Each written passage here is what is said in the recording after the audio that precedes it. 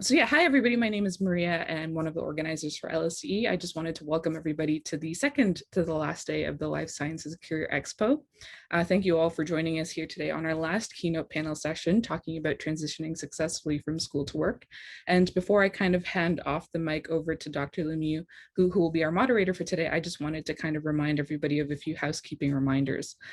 First of all, please, I just wanted to let everybody know that the session is being recorded and will be available on our website after the event. In addition to that, throughout the discussion, if you could please direct your questions and your attention over to the Q&A over to the Q&A feature of the Zoom webinar, that would be great. We're also going to be monitoring the chat for any questions that may appear over there. In addition to that, we have live captioning on for those who may need it, but please let me know through private messaging if the live captioning isn't working for you. And with that, I guess I'd like to open the floor over to Dr. Lemieux for the introductions. Thank you very much. So we're all quite excited to be here for this keynote session on transitioning successfully from school to work. As many of you know, it's a very exciting time when you're finishing your degree and you start to think about applying for a job, preparing your resume, if you get an interview, what to do with those skills. So we have assembled here today a really excellent panel of people who are here and prepared to give you some advice and from their perspective on some of these issues. And so we're going to do an introduction first, and I'll start with myself. So my name is Joanne Lemieux. I'm a professor in the Department of Biochemistry at the University of Alberta. And I've been working in the realm of career skills development for almost 10 years now. We had an NSERC Create here at the University of Alberta, and as a result of that, we started working on career skills development. And so I've been very passionate about trying to enhance people's, I guess, optimism in transitioning from school to work and how to prepare yourself for that, and to really see the possibilities and in finding a job that you're very passionate about. Okay, so I guess with that, we'll go down the list of some of the other the speakers in the panel today. So next we'll go to Dr. Angela Rook. Hi, I'm Angela Rook. I'm manager of graduate and postdoctoral experience at the University of Waterloo. I think I'm a little bit of the oddball on the panel. I have a PhD in history, so more from the humanities side, but I'm happy to be here today and to speaking to all of you.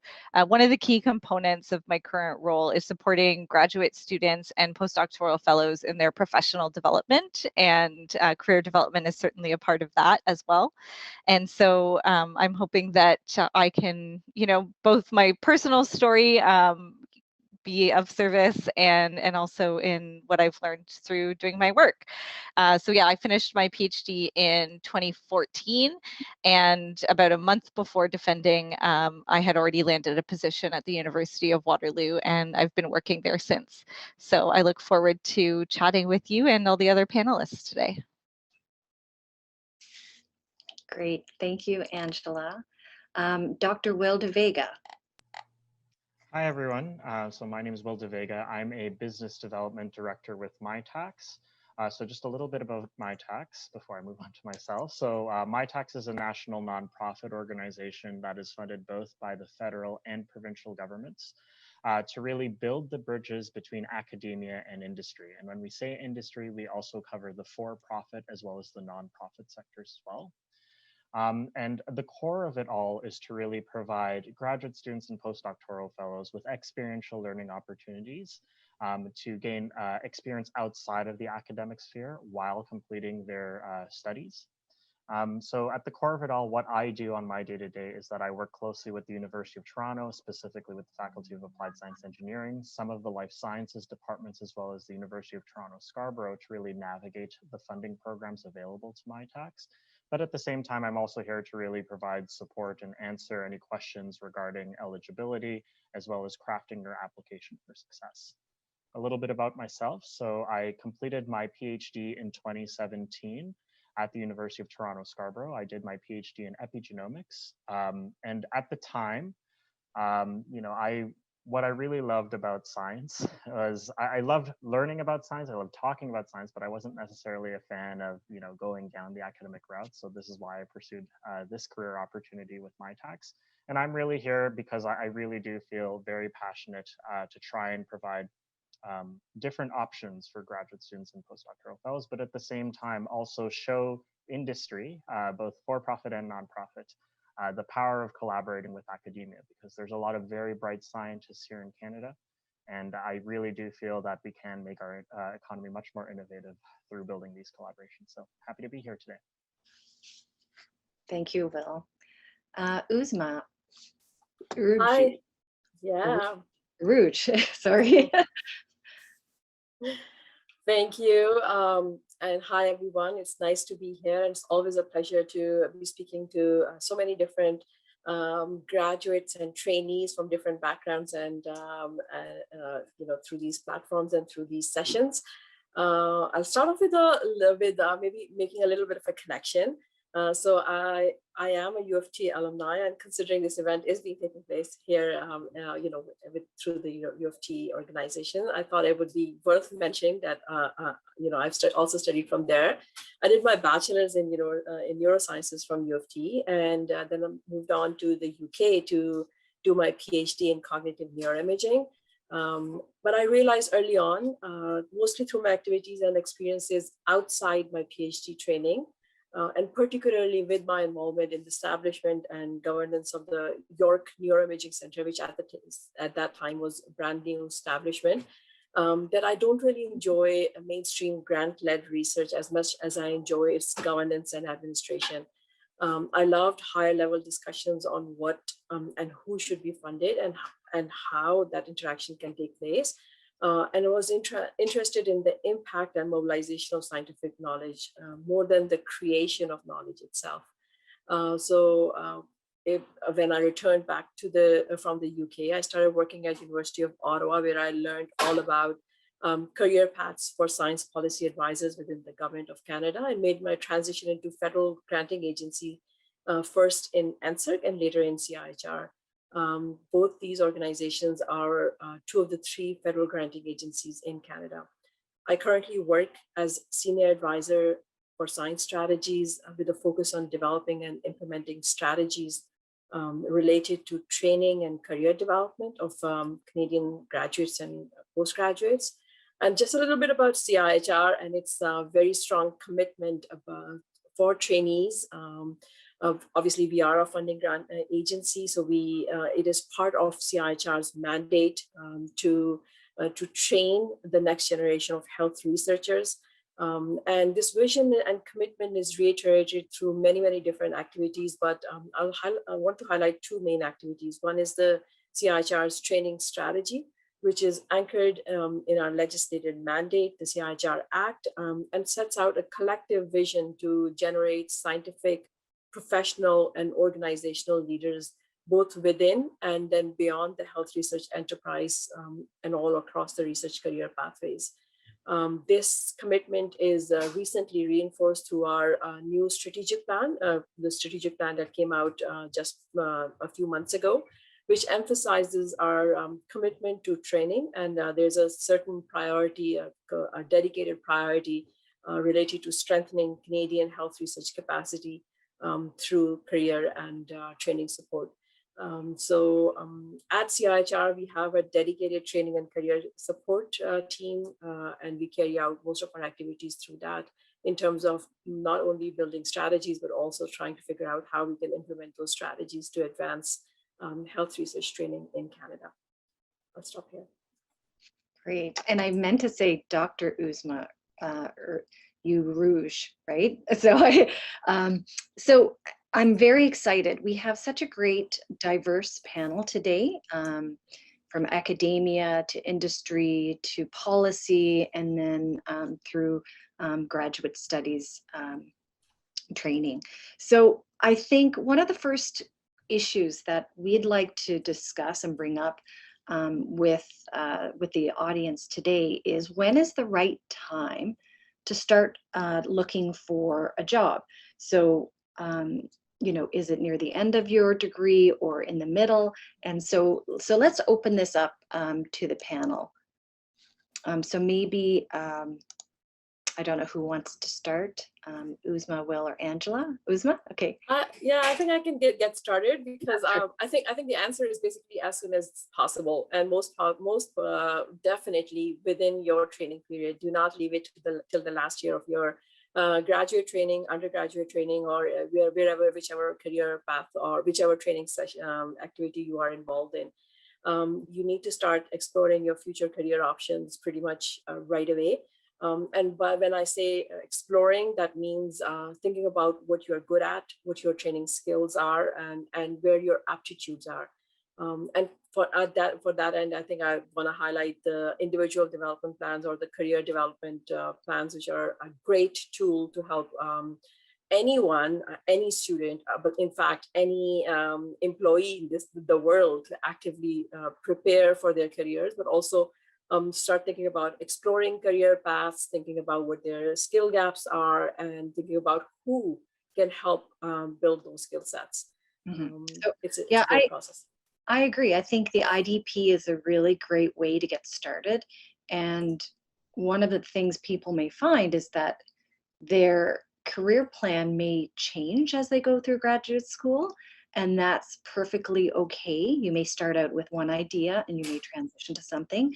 So going back to the IDP, I know for our graduates, they do it in the first year, but then they revisit it in the third year. And that's a really good time to self-assess yourself.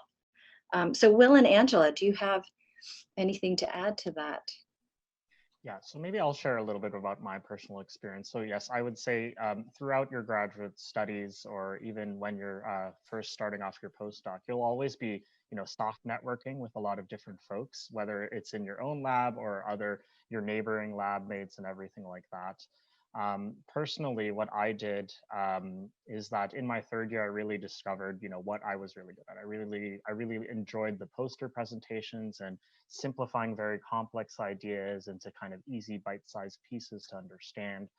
And at that point, I actively started networking by attending a lot of these professional development events that are available on campus. So even though I was based in the Scarborough campus, I made an effort to go to downtown Toronto and participate in the Life Science Career Development Society mentorship program. And that's where, I got paired up with another mentor who graduated from U of T with her PhD in medical biophysics. So again, someone that also had a life sciences PhD.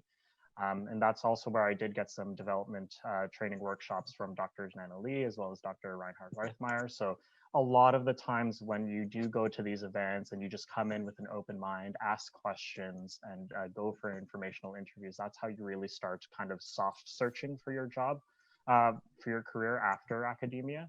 And really, I started applying for jobs near the end of my PhD, mainly because I was focused on writing and prepping for the final defense. But it really does start. It is really much easier to get a head start on this, so that way you're a bit more prepared when you start drafting your resume and your cover letter. Will, I'll touch upon your choice of networking. So as this has already been touched upon in the expo, we'll just reiterate here that networking is already your job search in progress. So I think, you may say you started near the end, but it sounds to me like all those connections you made early on with Dr. Reithmeyer and Nana Lee really did help pave that way for your job application and job search. Angela, so do you have anything to add to? Yeah, I'll just sort of echo and maybe expand a little bit on some of the things that Will and Uzma already said. I think there's a difference between when you're applying to jobs, which means you're applying to a posting that maybe was posted and they want to fill in the next couple of months, and career exploration and preparation and professional development that will help you land a job in the future. And I think that's sort of the things that Will and Uzma were talking about. A lot of it was that pre-work. And so I completely agree with everything you said. Do the networking, do the things, sign up for all the things. And I mean, a little bit about my own story. I was fully set on the academic career path, and it was about the time that I was writing the thesis. I loved everything about grad school. I loved the teaching. I loved the research. We had reading groups, seminars, everything about it I loved. What I hated was writing the thesis. And I had to get to that point where I realized I don't want to sign up for a life of doing this, which is, to me, what I didn't like about it was working alone, not being able to really have others to bounce ideas off of, writing something that's going to take so many years and very few will read. And so I sort of had that realization early on. And what I ended up doing was getting mad that my department wasn't really offering any support for PhD students seeking alternative academic or non-academic careers. And so I ended up, just because I was upset about it, sort of doing a survey, writing a report, putting together a series of recommendations on what the department could do. And I had no idea that that was going to be the thing that got me my dream job at the University of Waterloo. But it goes to show, I think so often trainees, PhD students, postdocs were so focused on that end goal that you think the best thing to do is like hunker down and get your research and publications done and maybe focus on teaching. But there's something to be said for those things that you do on the side. That because you're just passionate about it or because you get energized by doing those things, whether that's like participating in the 3-minute thesis competition or volunteering at the food bank, there's something that you're learning about yourself in that process. And so I think do all of those things and learn as you go. To Dr. Lemieux's point, plans do change frequently throughout the course of 4 or 5 years or throughout the course of your degree, so be prepared for that and just do the one thing we're all really good at, which is also research. Like, I think if you look at Uzma, Will, and I don't think any of us were expecting these jobs. We probably didn't know that these kinds of roles existed. And so keeping your ear to the ground, seeing what's out there and what skill sets they're looking for, and thinking creatively about where you could see yourself succeeding and being happy. Yeah, on that note, I just want to add a little bit of a story here about the fact that sometimes your supervisors are actually paying a little bit more attention to where your aptitudes are, and maybe they know a little bit more in this space than sometimes we give them credit for. It was actually my supervisor who told me early on in year one that maybe I should consider a career in research administration or research management. I was actually offended when he mentioned that, because my heart was set on pursuing a career in mainstream academia and going on a professor line. So it was actually him who actually picked it up more before I did, where my aptitudes lay. So keeping your ears to the ground, but also listening very keenly to what your mentors are telling you is the key in this step. Mm-hmm. Yeah, so that's very true. We all have our own idea of success, and it may not be the same as your supervisor, which is quite okay. But I think in recent years, we're starting to see really exciting opportunities and a really push for diversity in the job market for people who have life science degrees. I do want to bring up that Uzma has nicely put a link in the chat for, these are for the IDP. So Uzma, do you want to say what these links are that you added? Yeah, so in your Whova platform, I've added a couple of resources, both in English and French, for the individual career development plans. They're just a bit of an introduction of what they are, what are the benefits for it, for trainees and for the mentors. And it just kind of also provides some links to CIHR training web pages where there are actual modules, but a step-by-step guide on how to fill the individual development plan. There is actually an individual development plan template available from the CIHR website as well. but you're more than welcome to use any other template that you are most comfortable with. Your universities may have their own templates, and that's perfectly okay to use them. But if you don't have access to any of those templates, CIHR does provide a generic template that you can make use of, both in English and French. And what it does is basically makes you start to think about who you are, what your skill sets are, where should you be looking, and who should you be contacting. What should your short-term, medium-term, and then long-term planning should look like if you are trying to pursue a career path in your option A, option B, and option C. And it is a great idea to have many different options being explored at the same time. And then in addition to that, there are a couple of other resources that I'll come back to later. Great, thank you. I do want to touch upon thinking more of the strict timeline when jobs are advertised and when you want to apply. So for, and Nana did highlight this in the chat button as well. For people in academia, traditionally these jobs are advertised in the fall and like in the US, but here in Canada, we tend to have a kind of an open stream where people, schools will advertise at different times of the year. But traditionally you want to start looking a year before you're finishing if you're interested in an academic career. For industry, obviously they have an end date and it's an, you know, they advertise throughout the year, so you can apply around the time that you're actually looking to join industry. So those are some of the kind of the timelines, specifically thinking about when to apply for a job.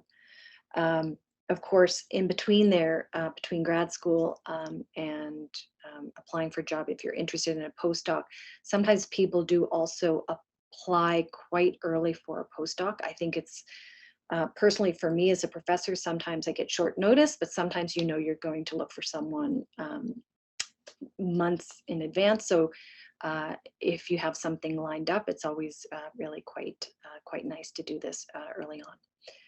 Okay, so let's transition to a different topic, which is how to prepare for the job hunt. So you're getting close perhaps to finishing your degree, and what are some of the options that you may have available to help you transition from the academic environment into work? So what kind of preparation do you think people should do for their job hunt? So does someone want to start with this? Angela, you're smiling. Sure. I think one of the best things that trainees and students could do is informational interviewing. And I'm not sure if that was covered as a part of the networking session as part of the conference, but this is where you reach out. It can be totally cold and out of the blue, but you reach out to someone whose job you think you might be interested in and talk to them a little bit. You're interviewing them, make that clear. Understanding what it is that their job entails, what kind of skill sets they use, maybe what a typical day or week looks like for them. And you're basically just trying to understand what goes into a role like that. And this should be a process where you're speaking to people, and maybe at the end of that you go, oh, this is not the kind of role I thought it would be. I didn't realize they spent 50% of their time writing. I'm not interested in that. I want to go explore informational interviews with someone else. So learning about informational interviewing, I think it's a key component of that is understanding the etiquette before you just go and do it. There's nothing more off-putting to a hiring manager than someone coming in and asking for an informational interview and not understanding the etiquette or how to do one properly. So make sure that you're prepared to do them. But that's honestly one of the best things you can do to know where the gaps are in your own training, in your own skill sets, and maybe talking through what with that person, what you could do. You could ask them, these are my skills. Do you see this becoming something of value to your organization in the future? Ask them the questions about the gaps and about your strengths, and that will help you decide what to work on. And you're also expanding your network in the process, which is always a plus. And then of course the IDP will also help you identify those gaps and strengths as well. Mm-hmm. I'll just leave it there because I'm sure Will and Uzma have some great suggestions too. Yeah, those are great ways also to have meaningful connections. So you can have lots of connections, but you really want to have those meaningful connections. So Will and Uzma, any input here? Because I'm representing the funding agency here, so I'll provide a couple of funding options or financial options here. So first, I'm sure a lot of people know, but just so that it's out there, this CIHR's Banting and CIHR Fellowship, one of the two ways that a lot of people do get funded through for their doctoral and postdoctoral awards. That both of these awards offer unpaid experiential leave options, which basically allows you to explore career options outside Canada. This is while you are still getting, you're still part of the fellowship program. There are other options as well. For example, there's a program called CIHR's Health System Impact Fellowship, which is a great opportunity for doctoral trainees and postdoctoral fellows to apply for their health services and policy research skills outside of the academic setting, and develop their professional skills, new networks, and basically create a mentorship rapport around with other organizations. Both of these basically also allow you with through their award some sustenance. Then we also at CIHR have hired MyTax Science Policy Fellows. This is a program that MyTax, and I'm sure they will talk about it further, but CIHR is actually one of those sponsors who hires MyTax Science Policy Fellows for a 12-month immersive work experience within the government policy. And finally, I would like to highlight, considering summer is coming, about the summer students program. And there are summer students, there are full-time summer positions and sometimes part-time positions throughout the academic year in every branch and every team of CIHR. And these students are supported through a summer leadership program. There are multiple tips, workshops, and they are usually paired with a senior member of the CIHR team, which allows them to get that experiential learning, but at the same time, get them some financial help as well. Those are some of the programs that I can share some links on how they can apply, but where they can apply from. And let Will continue on with this.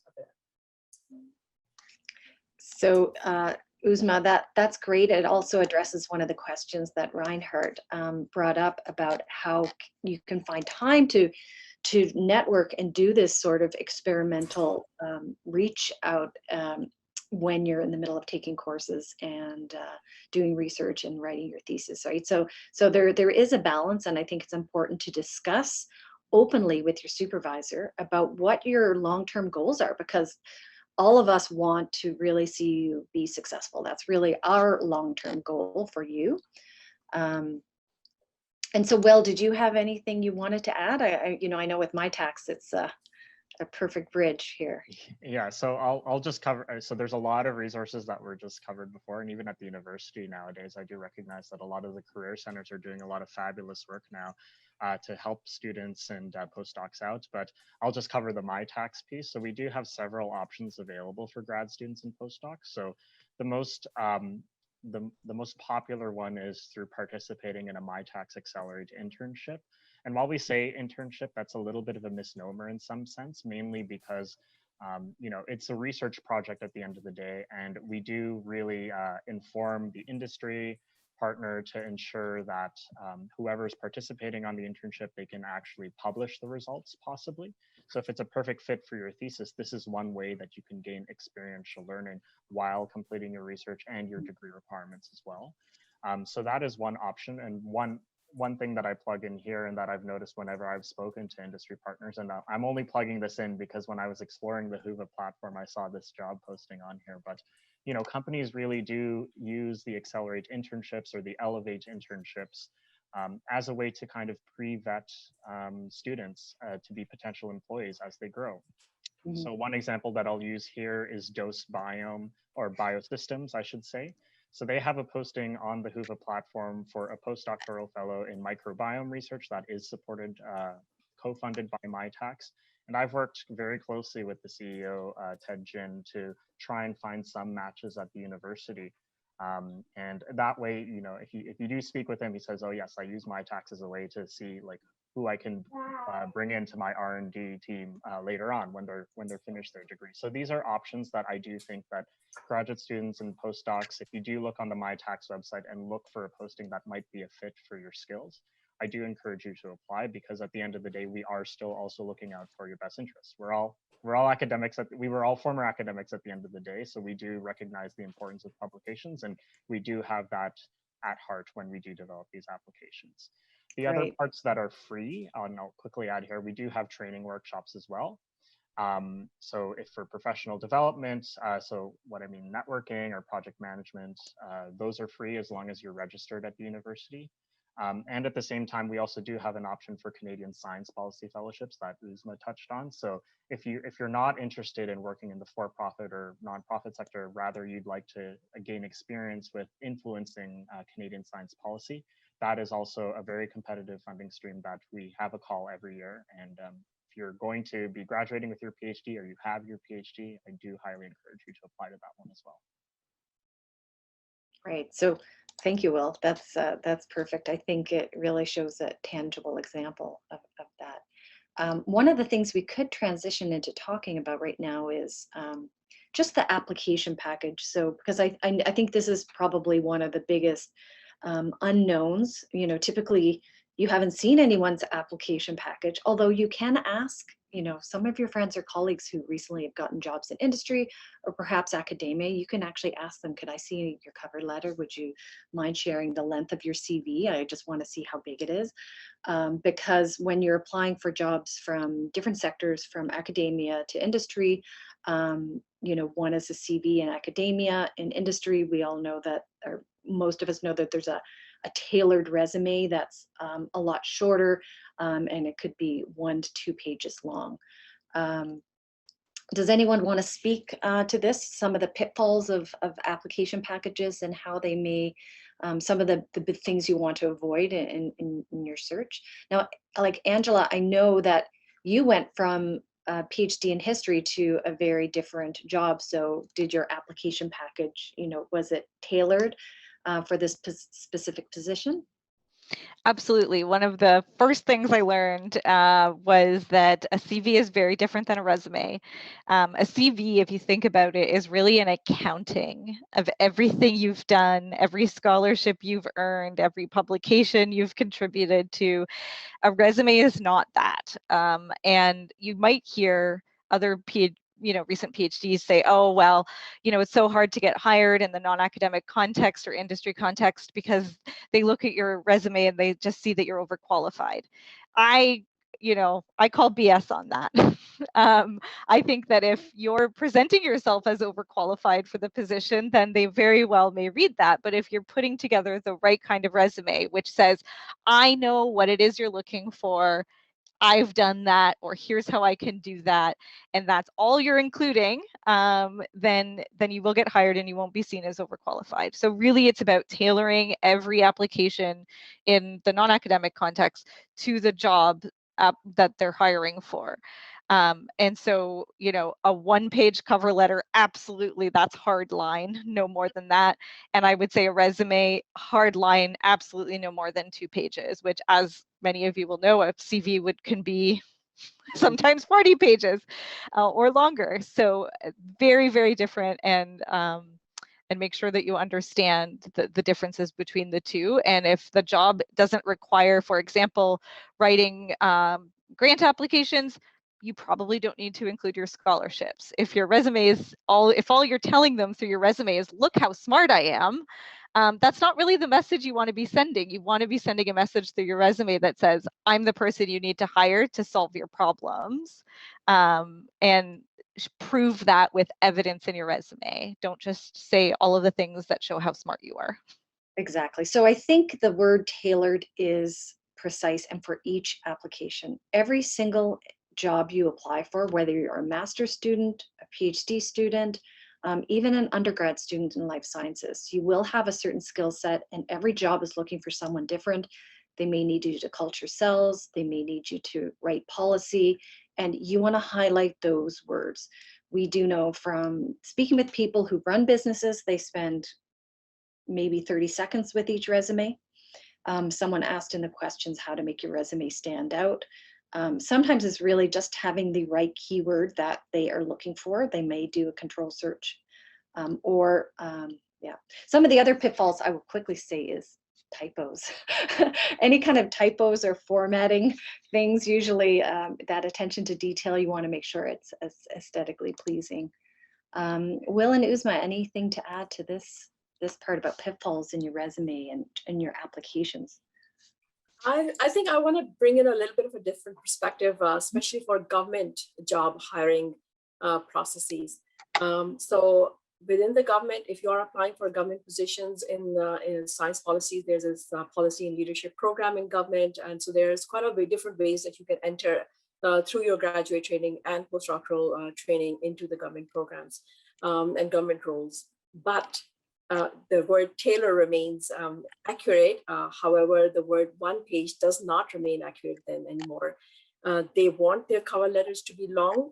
It is usually an HR process. Someone in HR, actually a team of HR is going through the resumes. They're most probably doing control find searches for the first pass of screens. They receive quite a lot of applications. So you want to make sure that every single job description, essential qualification that is mentioned there, you use that as a title and then add all the information that you have, anything that covers that topic and summarizes it properly for you. You make sure that you provide it all in there. If that means that your cover letter is 4 pages long, so be it.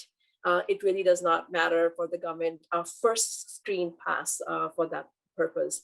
So it's a question of where you're applying, and that that would also change, and the culture of that organization or the sector. So for government jobs, you can actually have longer cover letters, but you have to make sure that you literally take the cover letter, the essential qualifications title line, use that as your bold line, and then provide a paragraph under each one of those. Right, and I think that also applies for people looking for academic positions as well. In one page, you cannot talk about your previous research experience and then what you plan to do with your own independent lab. So, but definitely for positions in industry, those cover letters can be short. But Uzma, it's really great to get that perspective for government, that they can be up to 4 pages. So, rules are kind of always blurry along the edges for some of these things. And I think it's good to hear the different perspectives. Will, do you have anything to add to this? No, so super quick. I mean, I agree. It really does depend on kind of the culture of the organization that they're applying to. Yes, for government and academia, they are used to much longer cover letters and CVs that list all of your research accomplishments. I'll use a bit more of a tangible example, like from my experience. So when I was nearing the end of my PhD, I applied to different bioinformatics positions. So one to a research hospital, another to pharmaceutical industry. In the research hospital, of course, I talked about, I got answered. I got a lot of these things that would speak to academics. But, when I passed my resume off to my mentor at the time, she advised me, for the pharmaceutical industry, they're not going to care about that as much. You need to talk about, what you know about machine learning or what coding skills you have. And that really worked because it helped me land an interview in those parts. And for example, when I applied to my tax, she said, don't talk about my bioinformatics at all. They're not going to care about it, because I don't use bioinformatics at all on my day-to-day job. It's more about communication with my tax. So again, this is where it really is great to get those informational interviews to learn a bit more about that industry. And that way, when you start applying to postings, that's how you can tailor accordingly. Yeah, so I mean, we've had a bit of questions about informational interviews, so I think we can maybe cover that in the last few parts of this section, about where to find people to do informational interviews. Someone asked a question about what mistakes you make, but I don't know if you can make a mistake, although you are making a contact with someone, so it's important to be professional and to follow up and thank the person. So those are kind of standard courtesies that really help maintain that bridge of someone you've met professionally.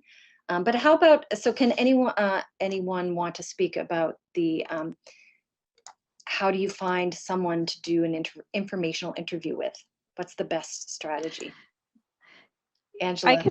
I can start and say there's 4 people on your screen right now who I'm sure would be more than happy to sit down with you for 30 minutes. So, you know, I think reach out to whomever. If you're part of this conference and you send me a note on LinkedIn or you find my email address, shoot me an email and say you'd like to start informational interviewing.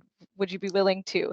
One thing is people love talking about themselves, and that's what informational interviews are. You would be asking me questions about myself. And so I've never been turned down for an informational interview when I was a PhD student, and I've never said no to someone who's asked me for an informational interview. So just reach out to whoever. If you're like, oh my gosh, Will's job sounds awesome, send him an email. Sorry, Will, you're going to get lots of emails now, but I can pretty much guarantee that he'll find time at some point in the coming months to sit down with you. So just reach out to whoever job that intrigues you. And then with regards to, I'll just briefly touch on mistakes that you can make. The one that comes to mind for me, I had a student ask to do an informational interview with me, and she came to my office and didn't ask any questions. She had nothing prepared. And so it felt like the onus was then on me to carry the conversation. And so that's the number one rule. You come to the interview, you're interviewing the person. And so you come prepared with questions that you want them to answer. So just those kinds of etiquette rules, as well as some of the things that Dr. Limia said about, you know, thanking them, following up. Those are really the main ground rules. Right. Great. Thank you, Angela. I think that's great advice as well.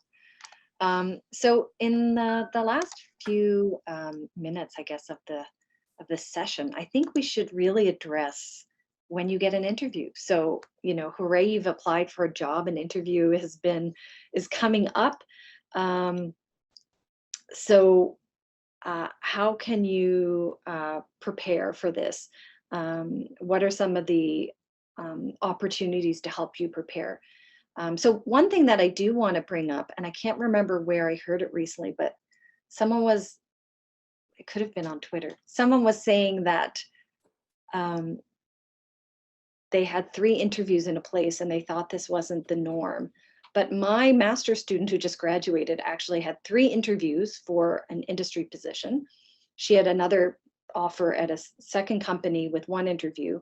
And she, you know, she took, but it was very normal to have more than one interview, because they just really want to make sure that they're hiring the best person for the job.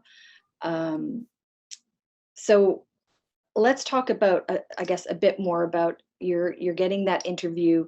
You may have already have some intentional networking established. Is there anything that both Uzma, Will, or Angela want to add to this, that, you know, you're kind of preparing for that interview stage? So I think a couple of pieces of advice that I have that have worked for me and that I've personally experienced myself. One is, again, make sure that you look through the job description very, very closely. And for each line that they have highlighted as their essential criteria or their asset criteria, make sure you have examples. From your stories, from your experiences, from your work. And it can be a very small example, but it just needs to highlight the quality that they're looking for. And that's very important, that behind each question in the interview, they're literally trying to figure out some key criteria, some key skill sets that they have envisaged for that position. So if you can get, you know, behind a long-winded question, if you can figure out what are they looking for, and if you have an example ready for it, and you can plug that example in any of your interview questions, then that always helps. It allows you to not only relate to to what they're looking for, but it also allows you to create a bit of a personal story, and makes you stand apart from the rest of the applicants. So I'd really suggest going back and actually think of examples for each one of the essential criteria that they have outlined in the job description. Mm-hmm. Yeah, perfect advice. Thank you, Isma. Will? Yeah, so I'm a big fan of preparing as much as possible. So when I was interviewing, I would practice interview, to my parents, to my brothers, to my friends, and even to a lot of my friends that have positions not even remotely related to the life sciences. Mm-hmm. Mainly because the more you practice, you'll feel a lot more relaxed when it comes to the actual interview. But at the same time, like what I like to emphasize here, it is more of a trend nowadays for organizations to have multiple interviews before they actually decide on hiring someone. And being now on the other side and sitting on these interview panels, it will really show when someone is not prepared or has not given a lot of thought in terms of, some of the questions that we do ask, or in terms of what their role would entail if they do get the position. So you always want to make sure that you tap into your network and even your close colleagues to really practice some of your answers. And it also helps you to, just mentally prepare, like, oh, I was prepared for that question. Oh, that might have been a curveball question that might come up, because especially whenever it's people either in the same industry or a different industry, they'll have different perspectives to, really help you kind of anticipate any type of sharp changes in the road, I would say. Mm-hmm. Oh, great. Thank you, Will. Angela, is there some advice there on the, I think we discussed. Yeah, we covered lots. I'll just quickly end with, check if your career center does mock interviews, because I think that's the main thing you're hearing is preparation is key. So if mock interviews you can do with a career advisor on campus is a really key service. Mm-hmm. So,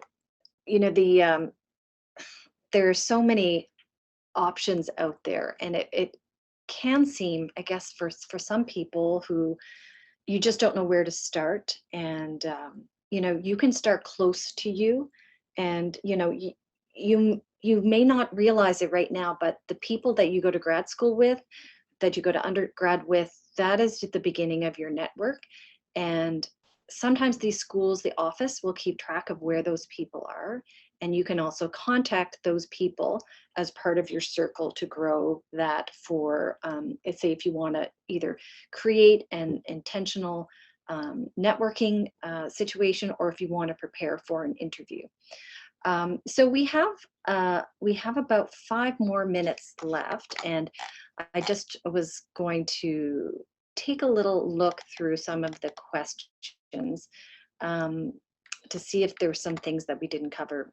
One question that stands out to me right now is transitioning from basic research scientist into a management role in non-academic institutions. So, I mean, we have, so I would say both Will and Uzma have done this, where you've gone from working in a lab to more doing management. So they're asking a question about preparation or transition, but it sounds to me also that we get those skills while we're in grad school already. We manage undergrad. So, but if you want to speak to this, Uzma and Will, please go ahead. So I can basically give an example of a personal example of how I got into or made that transition, and it was definitely not my work in as a PhD thesis or PhD training, but actually all my volunteer work for the York Neuroimaging Center at that time I was working as an MEG operator and an fMRI operator, and then also doing the governance pages and governance work for them. But the point is that all those experiences, the experiential learning experiences that you're picking up from your volunteer work and from all your probably jobs that will help you sustain through your graduate training, all of those are actually helping you achieve most of your skill sets if you're thinking of transitioning out.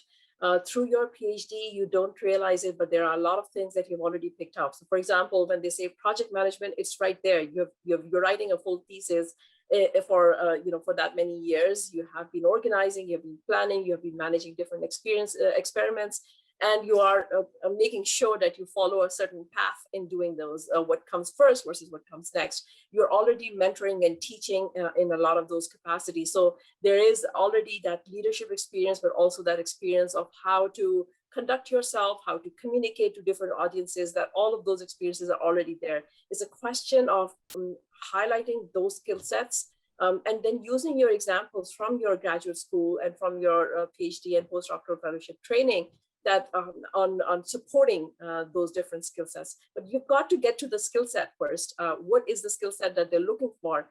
Hone on it and then figure out where your examples are. And most of you have them. It's just sometimes it's hard to know that you have them. Right.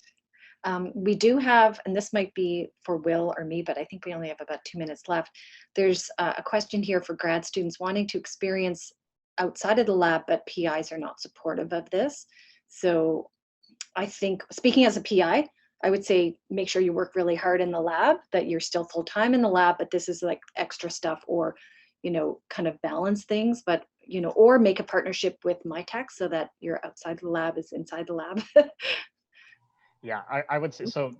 That's a lot of my day-to-day too, is trying to answer or address some of these concerns, right, from PIs or from students that, you know, might say, well, this is extra, this won't, you know, be helpful at all, and I don't see the value in it. But yes, that's why a lot of the times, you know, sometimes students come up to me with their resume and say, match me, and I say I can't do that because there's thousands of students and there's only one of me covering U of T engineering and some of the life science. Like, I can't do that for every individual student, and I think that's also a little naive as well. How you would manage to go about this from a MyTax perspective is that if you can meaningfully network and find that R&D opportunity yourself, and when you make that connection to the industry partner, that's how you can negotiate a project that would work for everyone. It's a lot easier that way.